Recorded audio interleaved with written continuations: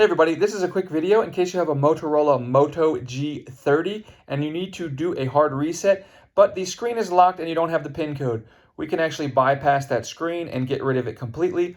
It will wipe everything else off the phone, but if you're ready to do that, it's pretty easy to do. All you need to do is first have the phone off, and then you're going to turn it on by pushing the power button and the volume down button simultaneously, and just keep holding it until it boots up into a menu that looks kind of like this.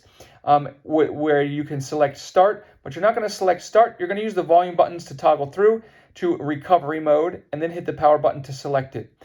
From there, it's going to pop up with a no command screen. From the no command screen, you're going to hit power volume up, and after power volume up, it's going to take you to this recovery menu. With the volume buttons, you can toggle down to wipe data factory reset and hit the power button to select. And then from there, you can toggle down to factory data reset. And then hit the power button to confirm. Keeping in mind, once you hit the power button, everything will be deleted and wiped off the phone, and there's no going back. And while you're waiting for that to happen, if you're interested in getting $200 for free from Chase, they're giving it away just for signing up for a credit card. I'll put a link in the description.